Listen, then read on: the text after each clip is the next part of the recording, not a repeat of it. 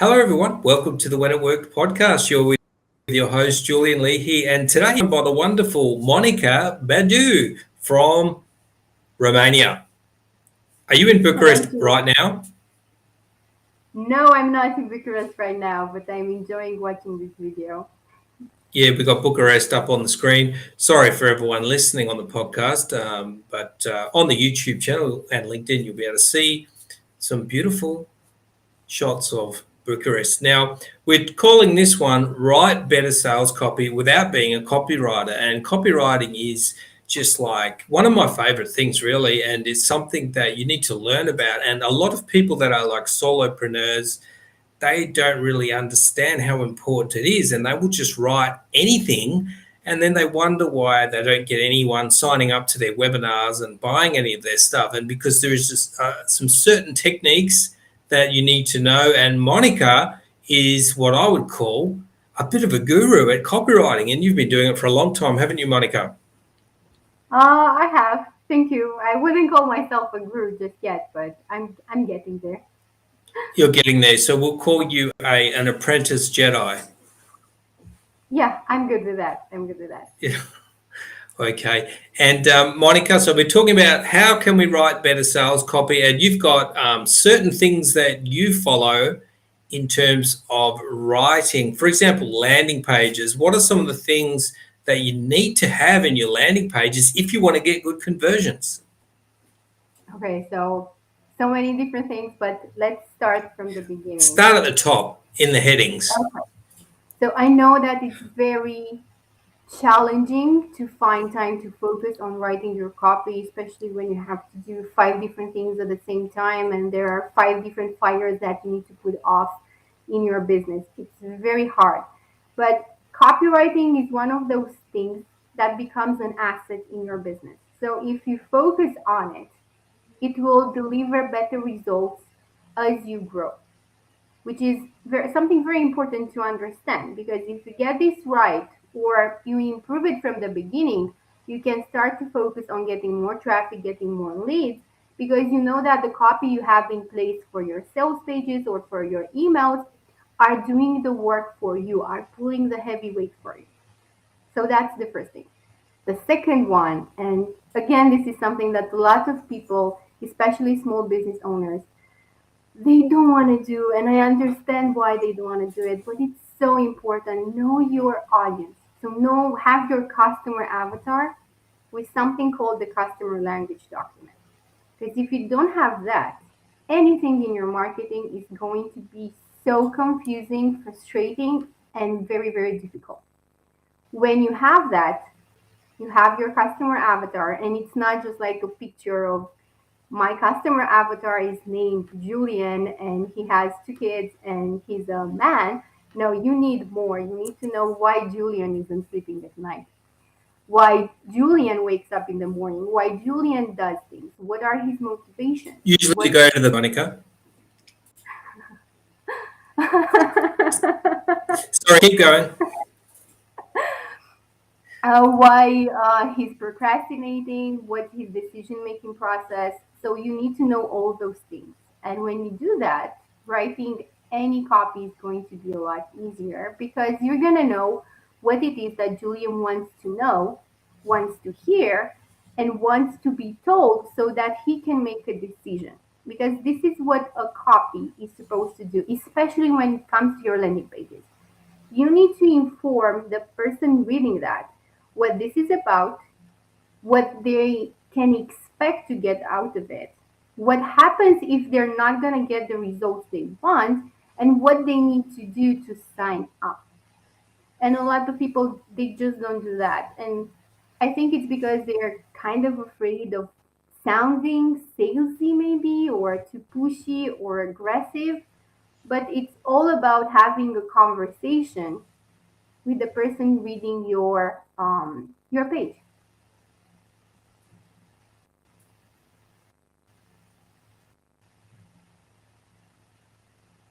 And I don't Yes, know so if they I'm worry about, as Monica said, step one,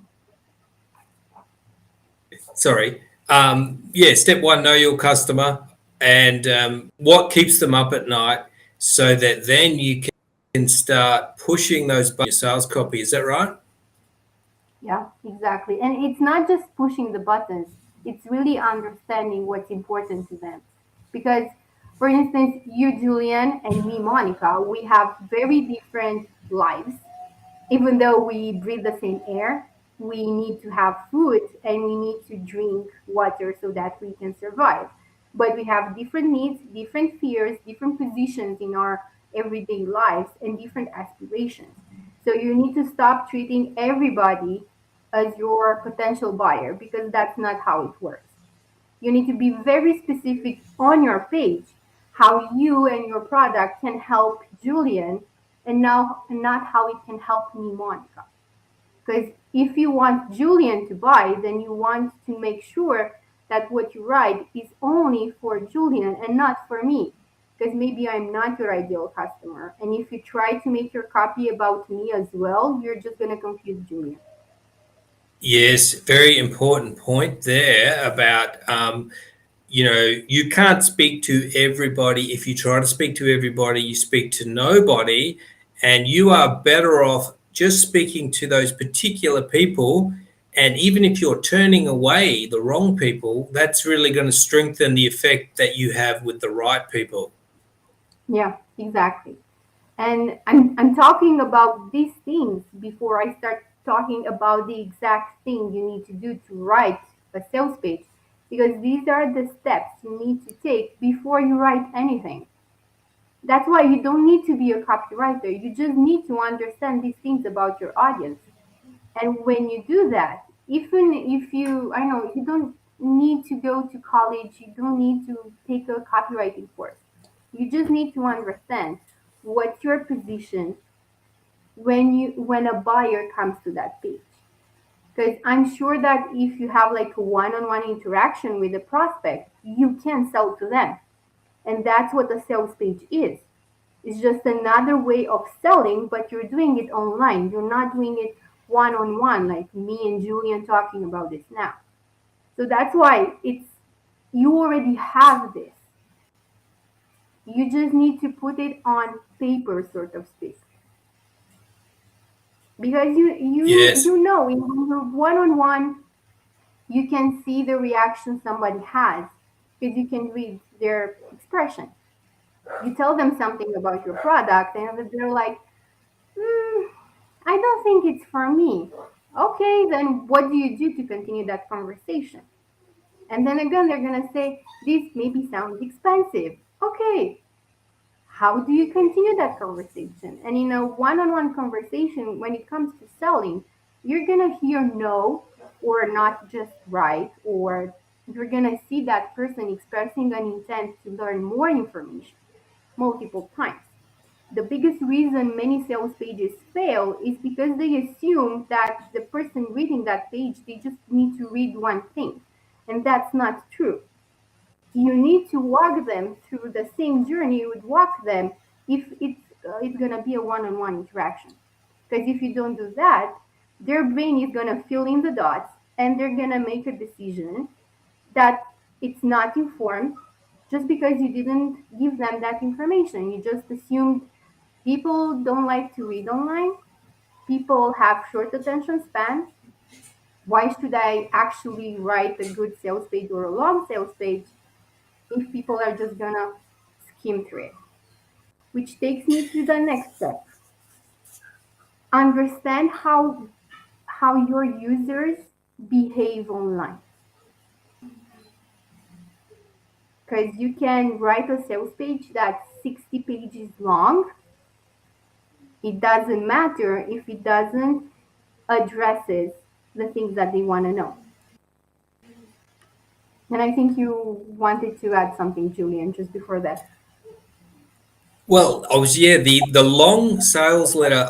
People are surprised, or they don't believe that you should be writing long form sales letters. But as you said, Monica, people actually want to read all of this extra information, and if it's not there, then any doubts or whatever start to come in. So you want to deal with absolutely everything on that sales page, and you want to deal with the doubts on the sales page. So there's just nothing left but Yeah. yes, I'm going to sign up or I'm going to buy. Here's the thing, and this relates to user behavior. So if you got their attention and they are on your sales page and they're spending 1 minute, 30 seconds, whatever it is on that sales page, then make sure that in the time they invest with you, they get what they want. Because when people search for things online, when they read a page, it's not just like look at the pretty picture. They are intently looking for something. They are looking for maybe answers to the questions they ask inside their head. Because that's the whole thing. A website and a sales page and an email, it's a conversation with your reader. It's not just like me talking to 1,000 people and telling them something that's completely random. No, it's something specific and it's always about your audience, the person who is reading this, the person you can help. And this is, again, one of the things that makes marketing so frustrating for so many small business owners because they see everybody telling them do Facebook, do Instagram, do YouTube, do a newsletter, do a blog post, do a website, do sales campaigns, do ads, do podcasts. It's so much, it's overwhelming. And they're trying to do their best with what they have right now. But sometimes it's just like, it's too much. What do I focus on to actually be able to move a prospect from cold to warm so they can buy? And a lot of them are just going to start doing things, creating content, pages, just so that they can have them. But they're not aware of the fact that they're kind of sabotaging their own efforts just by trying to be there and do everything because I need SEO, I need social media, I need ads, I need newsletter, I need an email list, I need all of this. So what do they need, Monica, on their landing page? Okay, so let's summarize. You know your customer avatar, you know how they talk, you know what they fear, you know what they want.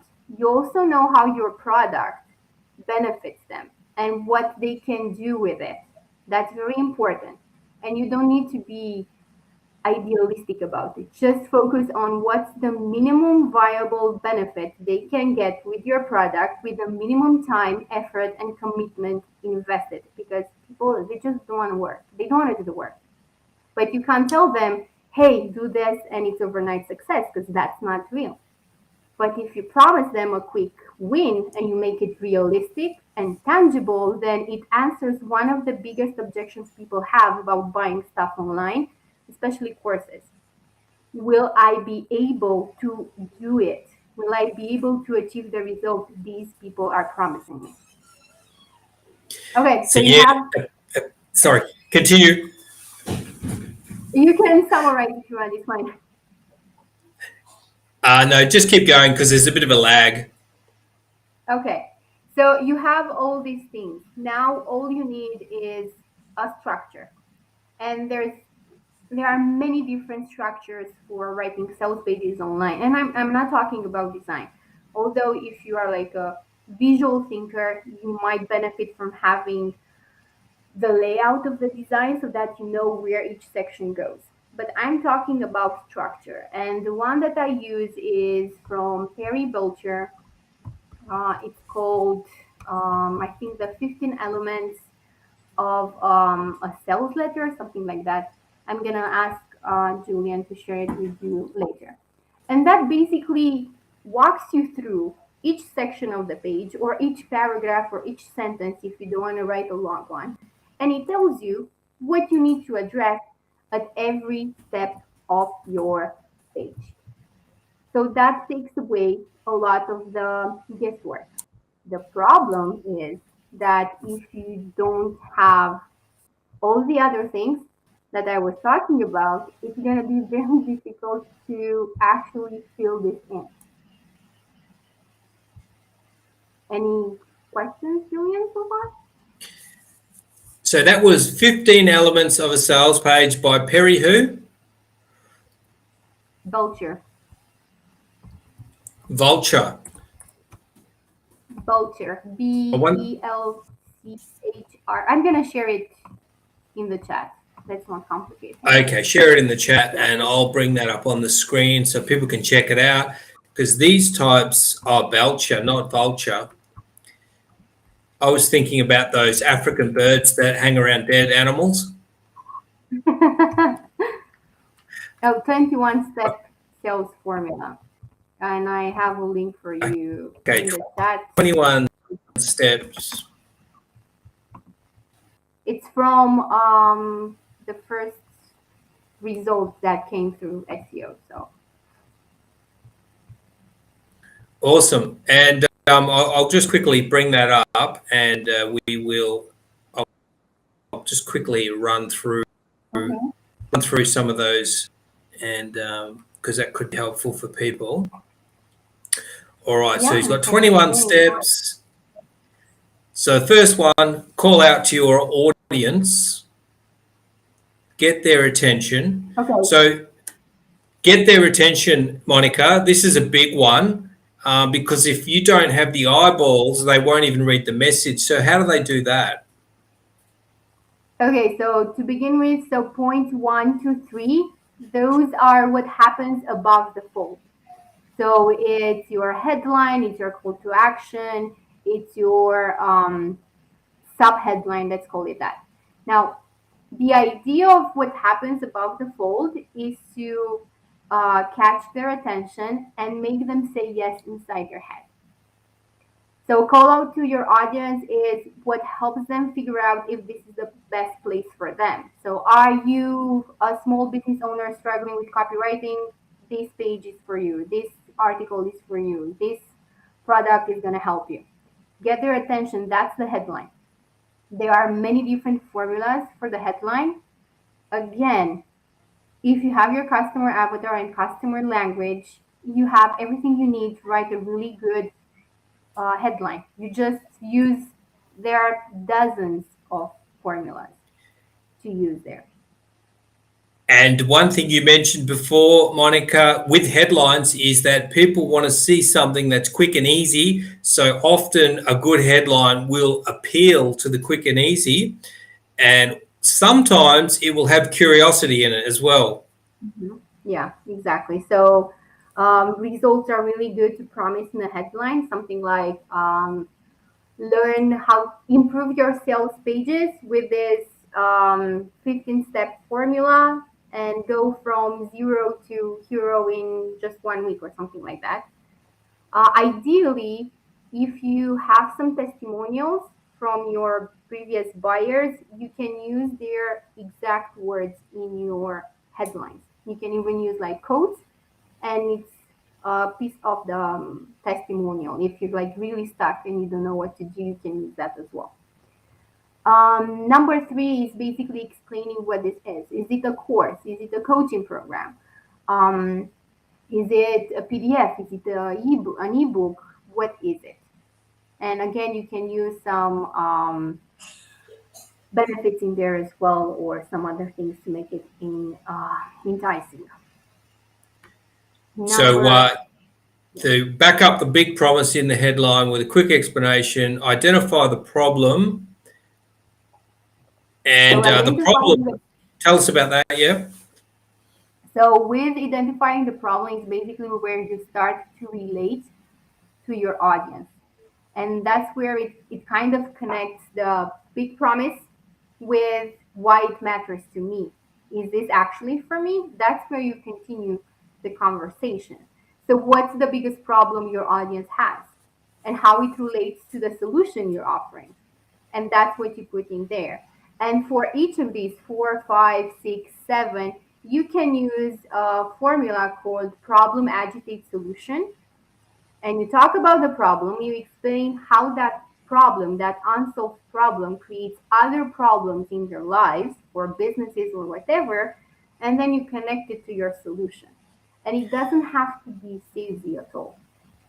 And the in the problem, I always like to talk about the emotions and the frustrations, so identify that you understand the pain that they're going through. Yes, that's a very good point, Julian. Exactly. Always use emotions and images and appeal to the senses as much as possible through your copy. And then once you've got them feeling, yes, I am really frustrated, all of a sudden the solution is revealed. Yeah, because you need to identify the problem so that they can be aware. They need to be moved into the awareness phase of the buyer journey. Because if you just hit them with the solution, but they're like, fine, sounds amazing. Why does it matter to me? Then you need to bring that up with your copy. You need to bring the emotions and the pains. So pain of and cost of development with explain ease of use and show speed to results, these all can be combined if you don't want to do it individually. These are basically telling them you can, I'm certain you're like a smart person and I'm sure you'll be able to find the solution that works for you. But let me tell you that this solution has been developed over this amount of years. We've refined it after, I don't know, 2000 split tests, and we have 500 different case studies that we learned from, and we improved this so that you don't have to go through the pain of failure, through the frustration of test and error, and through the very expensive trial of developing this on your own. You don't need to go through all that pain because we solved it for you and it's really easy to use. You just sign up today, start working through lessons 1 to 5, or use this now, or whatever, and you're gonna start to see a result within 1 to 4 weeks or whatever. And you can add testimonials in here, especially from people who tell you how fast they were able to get the result. This is gonna depend on your audience, on your product, on your service, but people need to know, they because their question is, okay, if I buy this, how much time, how much additional time and effort do I need to commit to be able to see a result, and what's the actual result? And you can tell them something like, um, 50% of our students are able to achieve this result within their first month of being with us, or within the first month of using this product every day. Awesome. And what's the next one? Futurecast. Future Oh, cast, yeah. this is a very important one, and there are simple ways to do that or complicated ways to do that. The psychological point that this addresses is that a lot, not a lot, every one of us has a different expectation for what the future looks like.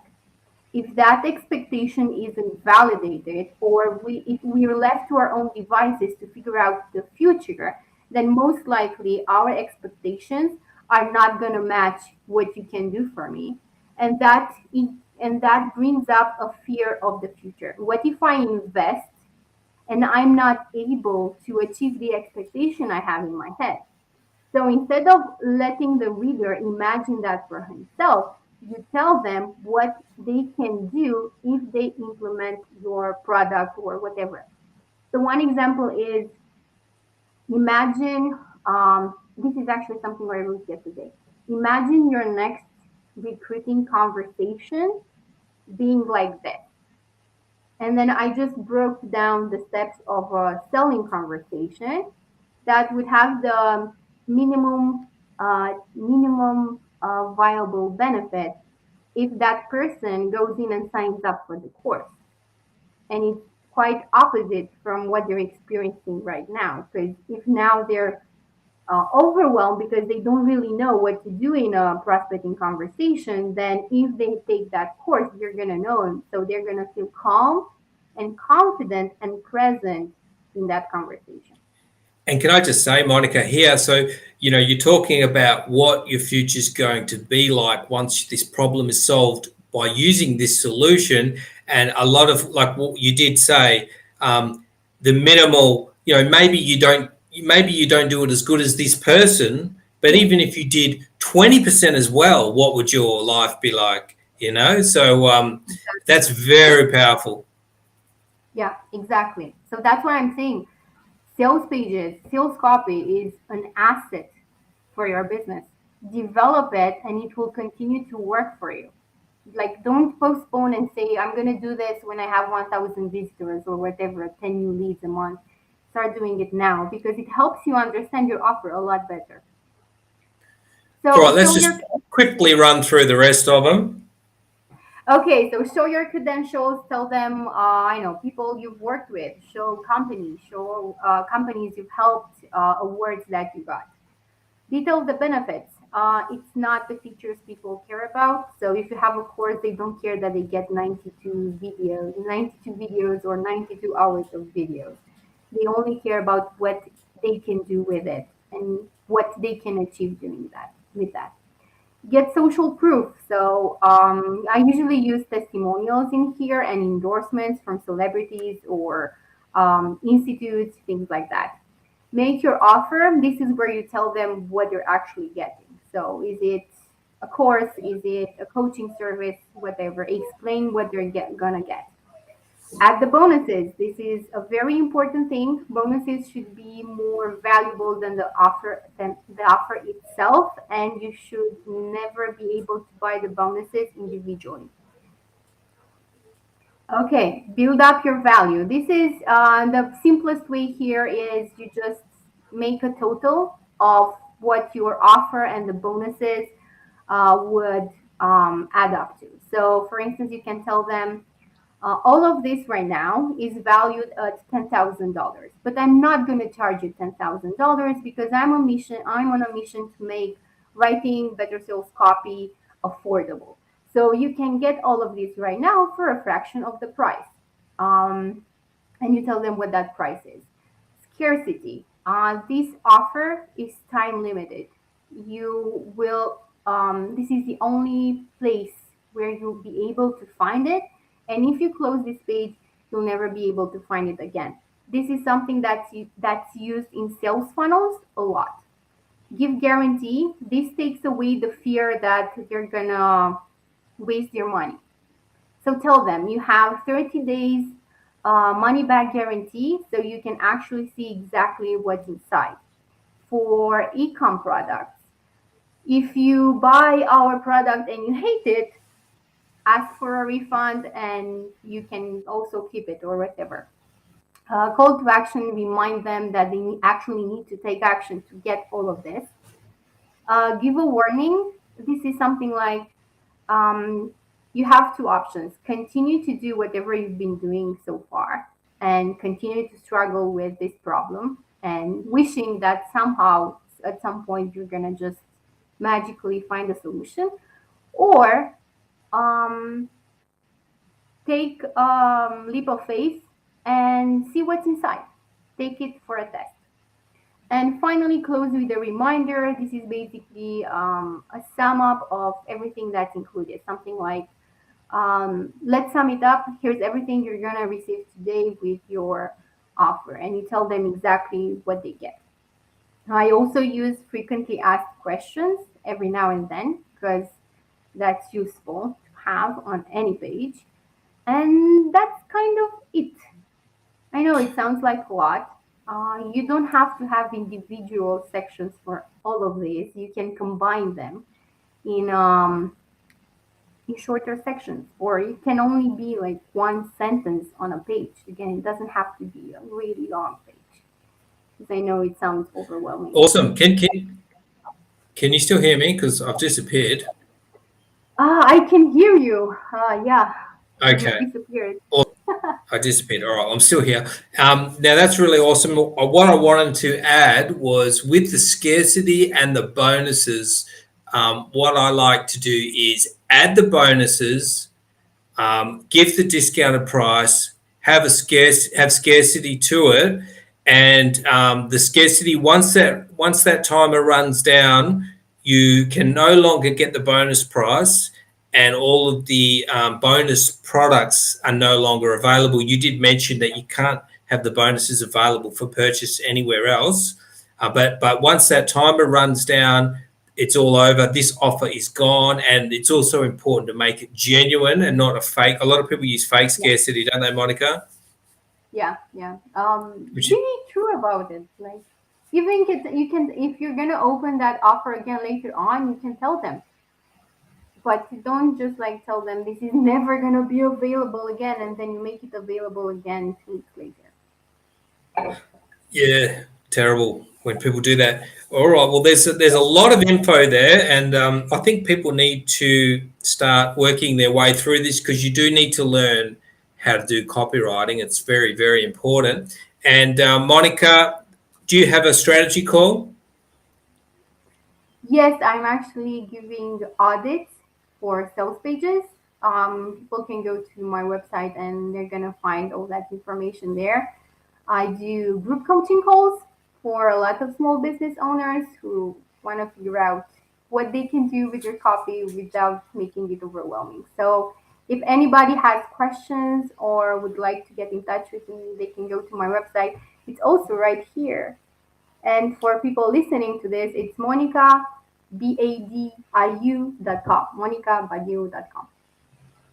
MonicaBadu.com. Well, thank you for coming on, Monica. You have got a lot of knowledge, and I think people will find that very interesting. And thanks for watching and listening, everyone. Sorry that I disappeared, but I'm still here, and I'll see you very soon on another episode. Thanks, Bye. It Monica. was awesome. Bye.